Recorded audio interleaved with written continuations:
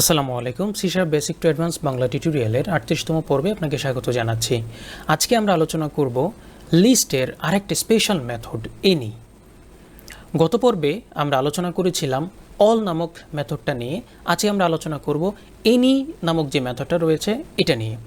আপনারা যারা অল মেথডটাকে দেখে আসেননি বা ভিডিওটা দেখেননি অবশ্যই দেখে আসবেন, কারণ এনি এবং অল দুজনেই হচ্ছে বিপরীত। তো চলুন আমরা এনি সম্পর্কে বিস্তারিত জেনে নিই। সো আমরা অল নিয়ে যে কাজগুলো করেছিলাম সেটা আমি এখানে অলরেডি রেখে দিয়েছি, আমি মুছিনি, কারণ পার্থক্য বোঝানোর জন্য। অল কি কাজ করে সেটা আমরা অলরেডি জেনে গিয়েছি। আমরা এখন দেখব এনি কি কাজ করে। So var is any R, any R তো হয় না, is any is true, is any is true একটা কথার কথা, আমি একটা ভেরিয়েবল দিলাম, অর্থাৎ যে কোনো একটা সত্য কিনা। অল এবং এনি এ দুটো হচ্ছে সম্পূর্ণ বৈপরীত। অল সবার উপরে কন্ডিশন চেক করে, সবাই যদি সত্য হয় তখন সে ট্রু রিটার্ন করে। এনি যে কোনো একজনকে সত্য পেলেই সে ট্রু রিটার্ন করবে, যে কোনো একজনকে, যতক্ষণ সে সত্য না পাচ্ছে ততক্ষণ সে লুপটাকে কি করতে থাকে, কন্টিনিউ করতে থাকে। আমি আবারও বলি, অল যতক্ষণ সত্য পায় ততক্ষণ কন্টিনিউ করে, মানে যতক্ষণ মিথ্যা না পাচ্ছে ততক্ষণ পর্যন্ত সে কন্টিনিউ করে যাচ্ছে, মিথ্যা পেলে সে ব্রেক করে। আর এনি যে কাজটা করে, যতক্ষণ মিথ্যা পাচ্ছে কন্টিনিউ করতে থাকে, যখনই একটা সত্য পেয়ে গেল তখনই সে লুপটাকে ব্রেক করে দেয়, টোটালি উল্টা। আবারও বলি, অল যখন মিথ্যা পায় তখন সে লুপটাকে ব্রেক করে, আর এনি যখন ট্রু পায় তখন সে লুপটাকে ব্রেক করে, সম্পূর্ণ বিপরীত। তো আসি নাম্বারস ডট এনি। এর মধ্যে এখানে আমরা ওভারলোড দুটো মেথড দেখতে পাচ্ছি। সো আমরা একটার উপরে একটু মাউস নিব। ও কি কাজ করছে? ও হচ্ছে ডিটারমাইন্স ওয়েদার এ সিকোয়েন্স কন্টেইন এনি এলিমেন্টস, অর্থাৎ আমার এই সিকোয়েন্সের মধ্যে কোনো এলিমেন্ট আছে কি না। যদি থাকে তাহলে সে আমাকে ট্রু রিটার্ন করবে, না থাকলে সে আমাকে ফলস রিটার্ন করবে। এই একটা কন্ডিশন হতে পারে। আরেকটা কন্ডিশন হতে পারে, আমি চাইলে তাকে কোনো একটা কন্ডিশন পাস করে দিতে পারি। আমি আবার একটু বুঝাই বলি, শুধু এই এনিটার কাজ কি? শুধু এই এনিটার কাজ হচ্ছে আমার এই লিস্টের মধ্যে কোনো ডেটা আছে কি না এটা আমি কিভাবে চেক করব। এটা চেক করার একটা রাস্তা হচ্ছে if numbers dot count greater than 0, অর্থাৎ আমরা কাউন্ট দিয়ে দেখতে পারি, রাইট, আমার কোনো ডেটা আছে কিনা, এলিমেন্টের মধ্যে কোনো ডেটা আছে কিনা।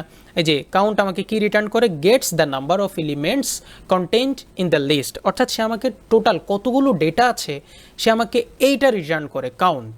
আমরা এর আগে কাউন্ট সম্পর্কে আমরা আলোচনা করেছিলাম। কাউন্টের একটা মেথড রয়েছে, এটা হচ্ছে কাউন্টের প্রপার্টি। সে আমাকে জানায় যে আমার কতগুলো আইটেম রয়েছে। রিটার্নসে কি করে, the number of elements contained in the list, অর্থাৎ আমার কতগুলো আইটেম এই লিস্টের মধ্যে রয়েছে, কতগুলো এলিমেন্টস আমার এই লিস্টের মধ্যে রয়েছে সেই নাম্বারটা সে আমাকে রিটার্ন করে। যেমন এখানে রয়েছে 1 2 3 4 5, সে আমাকে 5 রিটার্ন করে, রাইট। আমরা যদি জানতে চাই আমার কতগুলো ডেটা আমার এই লিস্টের মধ্যে আছে, আমরা তখন ব্যবহার করব কাউন্ট। আমি যদি জানতে চাই যে না আমার এই লিস্টটা কি ফাঁকা কিনা, এই লিস্ট ফাঁকা কিনা বা একটাও আইটেম আছে কিনা, তখন আমি সিম্পলি ব্যবহার করতে পারি এনি। ওকে, যদি থাকে। এনি মানে কি, যদি আমার এখানে একটা হলেও আইটেম থাকে। আশা করি বুঝতে পেরেছেন আপনারা। এবার আসি আমরা অলের বিপরীত যে কথাটা বলেছিলাম, এনির আরেকটা মেথড, আরেকটা ওভারলোড মেথড, সেটা হচ্ছে তাকে একটা কন্ডিশন পাস করে দিতে হয়।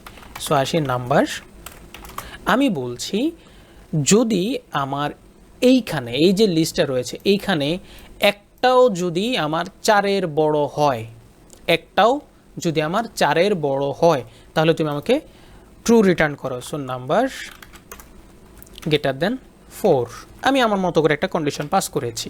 একটাও যদি আমার 4-এর বড় হয় তাহলে তুমি আমাকে ট্রু রিটার্ন করো। আর এখানে যদি আমি বলি সব যদি 4-এর বড় হয় তাহলে তুমি আমাকে ট্রু রিটার্ন করো। সো এ আমাকে দেখবেন সে আমাকে দিবে ফলস আর এ আমাকে দিবে হচ্ছে ট্রু, বিকজ আমার এখানে এই একটা আইটেম অর্থাৎ 5, এই আইটেমটা আমার 4-এর বড়, যার কারণে সে আমাকে ট্রু দিবে। সো আমরা রান করি, রান করলাম। আমরা অলের বেলায় দেখতে পাচ্ছি এখানে ফলস, বিকজ অফ আমরা জানি সবগুলো আইটেম 4-এর বড় নয়। এবং এনির বেলায় আমরা এখানে দেখতে পাচ্ছি ট্রু, বিকজ একটা আইটেম আমার 4-এর বড়। সিম্পল। এবার আসি, আমি ফর ইচ লুপের মাধ্যমে এনিটাকেও আপনাদেরকে বোঝানোর চেষ্টা করব ভিতরে কি ধরনের কোড করা আছে। দেখুন ঠিক এইখানে যে কোডটা দেওয়া আছে তার বিপরীত আমি এখানে এই কোডটাকে কপি করে এটাকে একটু কমেন্ট আউট করে রাখছি বোঝার জন্য। এইখানে আমি একটু লিখি এবং এই ভেরিয়েবলটা আমি এখানে একটু নতুন নাম দেব is any true, is any is true by for each, okay, বোঝার জন্য। সো কন্ডিশনটাকে আমাদেরকে অবশ্যই চেঞ্জ করতে হবে। কন্ডিশনটা কি, যদি আমার শর্ত কি ছিল 4-এর বড় যদি হয়, সো ইফ 4-এর বড় যদি হয় তাহলে তুমি ট্রু দাও এবং এখানে তুমি ব্রেক করে দাও। আর যদি ফলস হয় তাহলে তুমি ব্রেক করবা না, যতক্ষণ সত্য না পাচ্ছ ততক্ষণ তুমি কি করতে থাকো, লুপটা ঘোরাতে থাকো, তুমি চেক করতে থাকো। সো আমরা রাইট লাইনটাকে এইখানে নিয়ে আসব এবং এটাকে আমরা এখানে দেব। সো আসি আমি এখানে ডিবাগ পয়েন্টার ধরি, all are true, no it's a false, এবং is any true, yes, আমার 5 হচ্ছে 4-এর বড় ট্রু, এবং আমি যে কন্ডিশনটা ইউজ করলাম সেখানেও আমি দেখতে পাচ্ছি আমার নিজের কোড করা যে রেজাল্ট সেটাও আমি ট্রু পাচ্ছি, কারণ যখনই সে 4-এর বড় পেয়েছে তখনই সে লুপটাকে ব্রেক করে দিয়েছে, আর সামনে যদি থাকতো সে আর লুপটা করতো না, আর যতক্ষণ সে ফলস পাচ্ছে ততক্ষণ সে লুপটাকে ঘোরাচ্ছে। সো এই ছিল অল এবং এনির মধ্যে পার্থক্য। প্রশ্ন হচ্ছে আমরা অল কখন ব্যবহার করব, সেটা গত পর্বে আমরা বলেছিলাম। যদি এরকম কোনো কন্ডিশন হয় সবার বেলা সত্য কিনা সেটা চেক করার জন্য আমি সেটা চেক করব অলের মাধ্যমে। আর এনি কখন ব্যবহার করব, যেমন গত পর্বে উদাহরণ দিয়েছিলাম এমপ্লয়ি নিয়ে, আমার কোনো একটা এমপ্লয়ির বয়স 18 বছরের কম কিনা, কোনো একটা একজনও আছে কিনা, যদি সেটা হয় তাহলে আমি এখানে এভাবে লিখব যে ধরে নিচ্ছি এটা হচ্ছে আমার এমপ্লয়ি, এটা হচ্ছে আমার এইজ বয়স, যে বয়স আমার 18 বছরের ছোট কিনা। সে আমাকে যদি ট্রু দেয় তখন আমি বুঝে ফেলবো হ্যাঁ আমার একজন হলেও আমার 18 বছরের কি আছে, কম আছে। ওকে, আশা করি আপনারা বুঝতে পেরেছেন। লিস্টের এরকম অনেক মেথড রয়েছে, অনেক মেথড, ফার্স্ট অর ডিফল্ট রয়েছে। আপনি যে অক্ষরে লিখেন না কেন সে অক্ষরের উপরেই আপনি পেতে পারেন কোনো না কোনো মেথড, যেমন নাম্বারস ডট, আমি যদি বলি যে এ, দেখুন এর মধ্যে কত কিছু, add range, add read only, any, all, any, aggregate, অনেক কিছু, অ্যাপেন্ড, অ্যাভারেজ, অনেক কিছু আছে এখানে। আমি যখন এই দিলাম, আমি যদি বি দিই, বিতে দেখুন বাইনারি সার্চ, অনেক কিছু এখানে রয়েছে। আমি যদি সি দিই, দেখুন সির উপরে ক্লিয়ার, কন্টেইন, কনভার্ট, কপি, অনেক কিছু রয়েছে। হ্যাঁ, আমি যদি ডি দিই, দেখুন ডিফল্ট, ডিস্টিংক্ট, অনেক কিছু আছে। আমি যদি ই দিই, দেখুন ইর উপরে রয়েছে, এফ দিই এফের উপরে রয়েছে, জি দিই জির উপর রয়েছে, এইচ দিই এইচের উপর রয়েছে। হ্যাঁ, সরাসরি এইচের উপরে নেই। সো আমি বোঝাতে চাচ্ছি যে লিস্টের উপরে যদি আমি এরকম আরও ভিডিও করি, আরও যদি আমি টিউটোরিয়াল বানাই, আরও 100 টিউটোরিয়াল বানিয়েও আমি শেষ করতে পারবো না শুধু লিস্টের উপরে।